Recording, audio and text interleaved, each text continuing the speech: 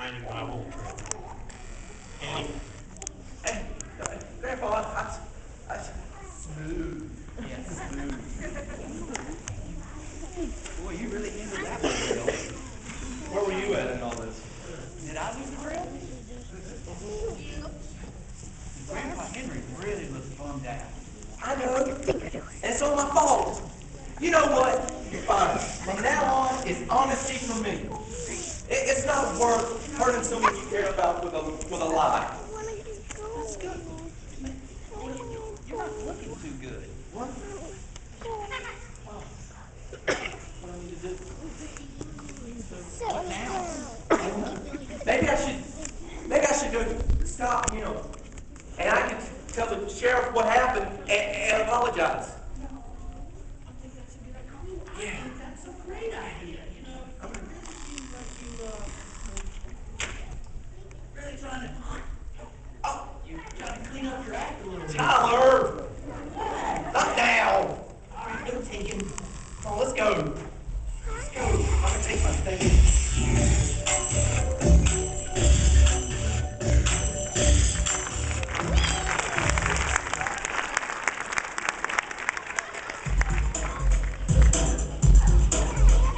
Real stories come out of every house. Let's see what honesty looks like at your house.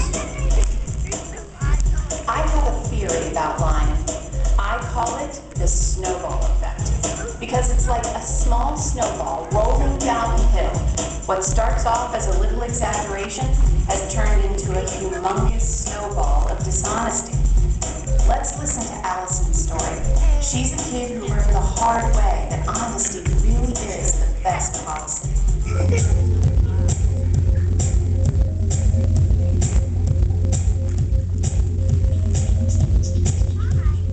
A week ago, my mom came to me a birthday party and said, Emma's turning 10. Let's party at the Brooks Bowling Dinner. Emma and I go to the same church, but not the same school. Singing home Saturday would be seriously awesome. I jumped up and down so much, I started to feel a little sick. Before I lost my tears all over my bedroom carpet, I called Emma to tell her I was in. The party wasn't all Allison could talk about.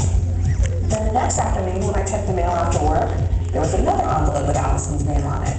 But when she opened this one, her reaction was not what I was expecting. It was another party invitation, the exact same day and time as Emma's. Let's raise our voice and celebrate Joyce, it said. For her birthday, Joyce's mom was taking us to a concert. It was my favorite band. I felt sick again, but this time for a very different reason. I already told Emma I'd go to her party, and I knew there was no way Mom would let me cancel and go to Joyce's instead. So I made a plan to lie. Allison told me that Emma's mom had to cancel. But when I ran into Emma's mom a week later, she told me how distraught she and Emma were that Allison couldn't come to Emma's party because she had contracted a highly contagious case of the mumps. I didn't tell Allison that I knew she'd been dishonest. I knew the truth was going to come out sooner or later. Emma called the night before the party. She said that our friend Kayla told her that I really wasn't sick and that I had been to school every day of the week. Busted, I thought. But I didn't want to make her upset. So I did the only thing I thought I could do. I lied some more. I heard Allison's voice down the hall. I'm not sick, she said. And I was just getting up to go tell her how proud I was of her when she kept talking, and she told Emma that the real reason she couldn't come to Emma's party was because her dad was unemployed and she had to get a weekend job to help us pay our bills. And then I heard her tell Emma to hold on that another call was coming in. When I looked over, it was Joyce. I'm so excited about tomorrow's school, reminding myself why I was like that. But Joyce was quiet for a minute. About my party, she said. And then she told me that her mom heard that I was sick, and I couldn't come to her party anymore because her mom was afraid I was contagious. I tried to tell her I was feeling much better, but it didn't work. I was officially uninvited. Allison couldn't sleep that night, so I made us some milk and cookies and asked her what was wrong. And it was a good thing I already knew the truth because she started talking so fast I could barely keep up. She told me that ever since she told the first lie, she's just had to make up more along the way. She said so much easier if she had just been honest to begin with. So I asked her what she wanted to do to try to make things right. I called Emma's Joyce to tell them the truth and ask them to forgive me. They were actually relieved to hear that I really wasn't sick, and my dad hadn't been fired. I told them, you probably won't trust me for a little while, but I deserve them.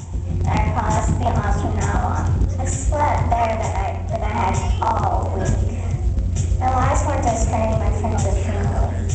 They're also hurting me too. A half-truth is a full lie, and even adults can struggle with that sometimes. But a good parent knows how to model honesty and truth to their kids. And a smart kid knows that even though being honest can sometimes hurt, it's always better, and in the end, an easier choice. And that's what honesty can look like at your house.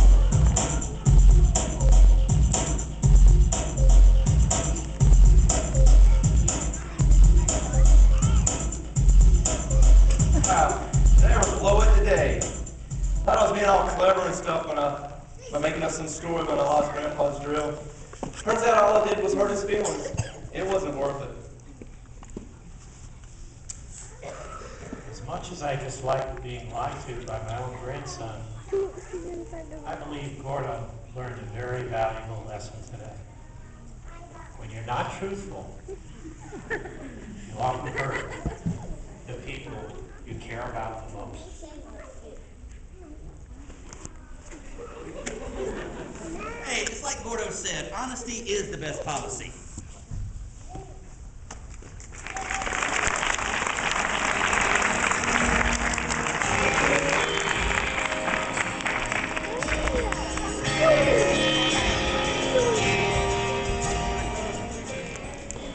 Well, you just heard the saying, honesty is the best policy.